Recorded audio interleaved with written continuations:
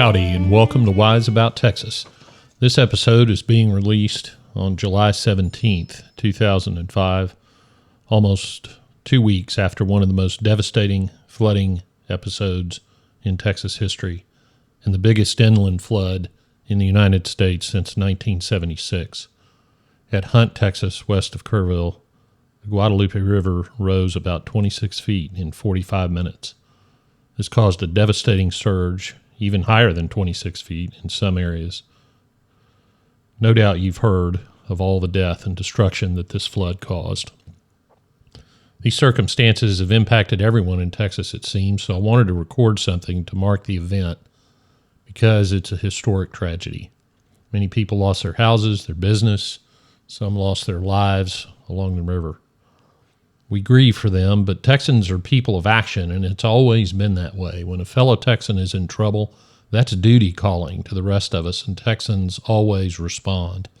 I remember Hurricane Ike in 2008, and people in the Houston area banded together to help each other evacuate and deal with things, and one reporter from up north was just astounded that people of all cultures and races and religions were working together, but for us, it was just another Saturday in September.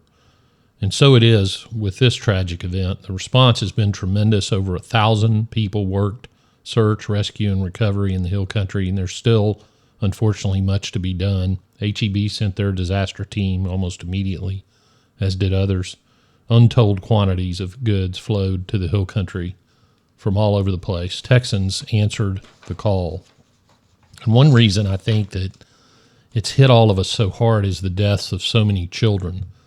My own daughter went to Camp Mystic years ago, so I'm familiar with the camp, familiar with its traditions and the wonderful, rich camp culture in Texas, not just at Mystic, but all the wonderful Hill Country camps. And the thought of tragedy affecting those wonderful summer experiences hits us all right in the heart. And many of us in the Houston area have attended several funerals for children and will be attending others, and I know the same is true around the state. It's really important to show up, I think, and let the affected families know that you're there. No words are going to make them feel better, so don't even try, but just offer words of support and most of all your presence. None of us can feel their grief, but we can share it, and we can be there with them. I want to share some thoughts from Pastor Jim Jackson, who's a good friend of mine and was the pastor of a large Methodist church here in Houston for many years. He does a daily newsletter called Jim's Daily Awakenings, which I highly recommend to you.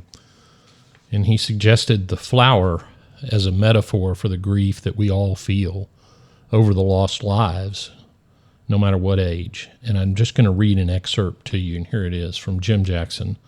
When we examine a flower closely, what do we see? We see its intricate petals, its vibrant color, its graceful form, its fresh fragrance. We are also drawn in by its fragility and vulnerability. We know that the flower will wilt and die. A flower's worth is not defined by its brief lifespan. In a way, its temporariness intensifies its beauty, and its fragile, fleeting nature teaches us important lessons, that living today is what is important, that life is less safe and permanent than we imagine, and that death is inevitable. We see in flowers a model for life at its best. Flowers remind us to bloom and flourish where we are planted, even if for only a brief time. They teach us that a life of beauty and meaning is achievable. They prompt us to live with abandon while we are here, rather than cowering in fear of death. So I hope that everybody that hears this podcast episode will pray, as I am praying, for everyone who has suffered loss in this terrible flood. I also pray for and give thanks for everyone who is assisting in the recovery efforts. We will get through this because we are Texans. God bless y'all, and I'll see you down the road.